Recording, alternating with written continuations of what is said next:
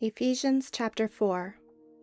I therefore, the prisoner in the Lord, beg you to walk worthily of the calling with which you were called, with all lowliness and humility, with patience, bearing with one another in love, being eager to keep the unity of the Spirit in the bond of peace. There is one body and one Spirit, even as you also were called in one hope of your calling, one Lord, one faith, one baptism, one God and Father of all, who is over all and through all and in us all. But to each one of us the grace was given according to the measure of the gift of Christ.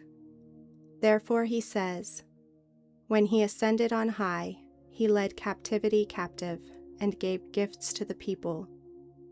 Now this, he ascended, what is it but that he also first descended into the lower parts of the earth? He who descended is the one who also ascended far above all the heavens, that he might fill all things.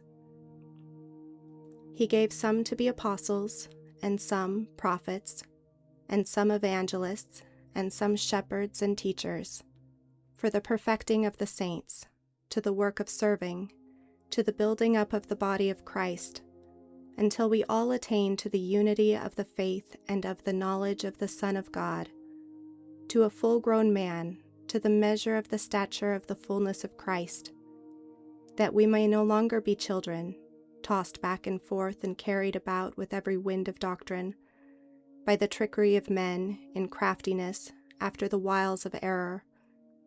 But speaking truth in love, we may grow up in all things into him who is the head, Christ, from whom all the body, being fitted and knit together, through that which every joint supplies, according to the working in measure of each individual part, makes the body increase to the building up of itself in love.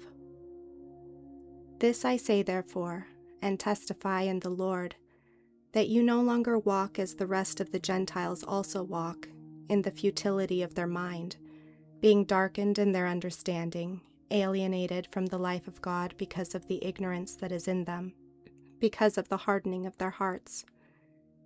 They, having become callous, gave themselves up to lust, to work all uncleanliness with greediness.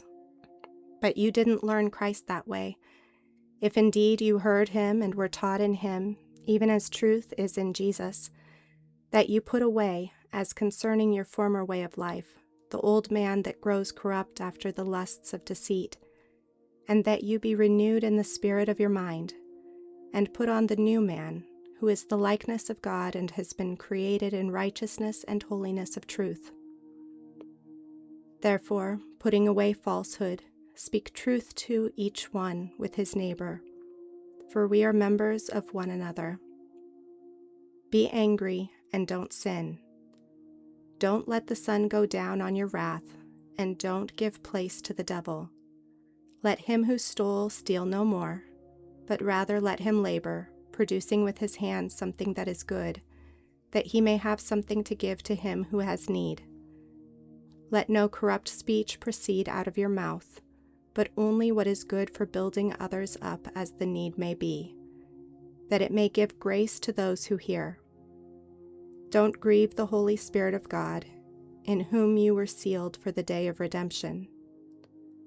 Let all bitterness, wrath, anger, outcry, and slander be put away from you with all malice. And be kind to one another, tender-hearted, forgiving each other, just as God also in Christ forgave you.